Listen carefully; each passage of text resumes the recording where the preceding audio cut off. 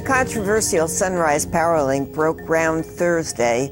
For years, groups of individuals, community leaders, organizations, and elected officials fought the project. They were concerned in part that the route will traverse some of the most fire-prone areas of San Diego County, including the area that was burned in the 2003 Cedar Fire.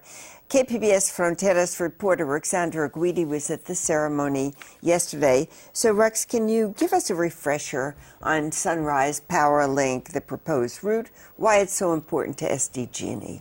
Sure.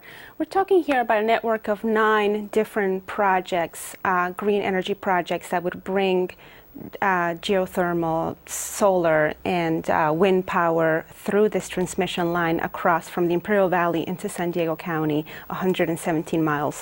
This line is 117 miles long. And it's very important to SDG&E because it would basically provide energy to 650,000 homes from LA down to the Mexico border.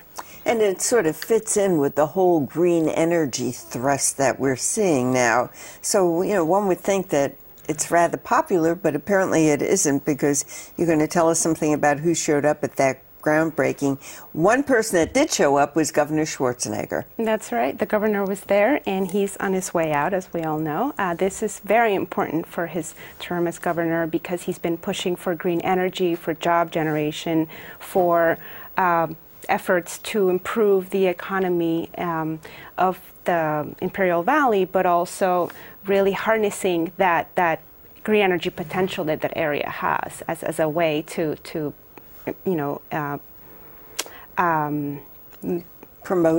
promote right. Green energy both in California and the rest of the country. Is that what he had to talk about? He spoke about that? He did. He focused mostly on job generation and on green energy, lowering of carbon emissions. And he said that as far as the project is concerned, after a 5-year-long environmental review, all players feel, including SDG&E, feel like the project is not violating any sort of standards, environmental standards. So. But then there's always the other side, the protesters who showed up. Did they represent any particular groups? Sure. There were activists like Donna Tisdale there, who's a resident of Boulevard, and she has been a very vocal member of the environmentalists against the project. There are also tribal members that I spoke to from the Quechan tribe that feel that this project is basically violating their rights over territory that they feel is theirs, and also this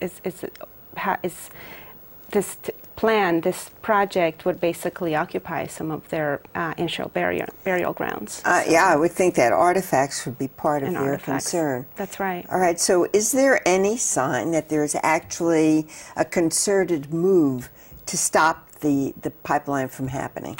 It's really interesting because I got the sense that a lot of these different protesters are not necessarily protesting together. They have different agendas and they're not talking, but separately they have started lawsuits, and right now there are a couple of lawsuits pending both in district court and Supreme Court. But I hear that in the next 2 to 3 weeks we may see some new legal challenges to the project. So it's not a done deal? Oh no, not at all. Thank you very much, Ruxandra. Thank you, Gloria. Guidi. Thank you.